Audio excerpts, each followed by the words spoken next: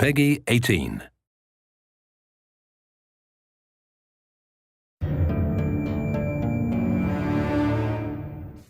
One of 2013's best games, bar none, was Bioshock Infinite, and, when it wrapped up, we wanted more. Of course we did, especially after the end, and we'll sort of note here, there will be spoilers, as the video says, so we might dive into some, Bioshock 1, 2, and Infinite spoilers where necessary, but if you remember the end of Bioshock Infinite, it took us back down to Rapture, and pretty much blew our collective minds. It was like a little tease. It was like, oh my god, we're going to go back, and then we were sort of wrenched back up out into the sky, which was not so bad, but we kind of wanted to go back to Rapture a little bit. Oh yeah, so basically we were hoping Ken Levine and the team over at Irrational would do something with it, and they did. They delivered Burrow at Sea Part 1, and that came out last year. It was pretty good. We gave it an 8 out of 10.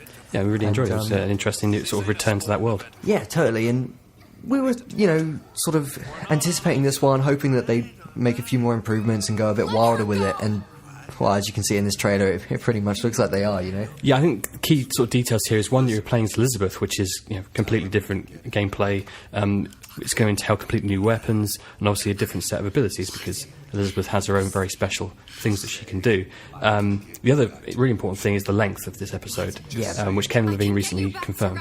Yeah, so, a lot of us, us included, a lot of people, us included, had issue with the sort of 2-hour length of the first episode. This one is going to be coming in at 4 to 6 hours, says Ken Levine, so that's good, that's positive, because this one is going to be dealing with a lot of stuff. He's also gone on to say that pretty much every major character from both Bioshock and Infinite will be making an appearance. Here you can see Atlas on screen, standing next to what looks like Infinite's Booker, playing a guitar, which is pretty rad. It's pretty interesting, yeah. No one else seems to be able to see him either, which is kind of a curious thing. Presumably we're going to find out more about that as the episode unfolds.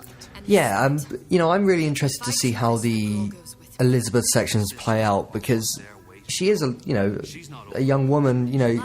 She doesn't have the same power set as Booker, and to that extent we're going to see a lot more of the horror elements creep in from the original Bioshock, which for me is really exciting. Yeah, absolutely.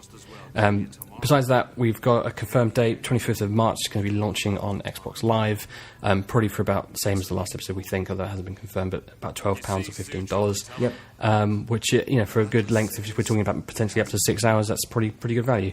And another great excuse to go back to Bioshock Infinite, which is a fantastic game to play.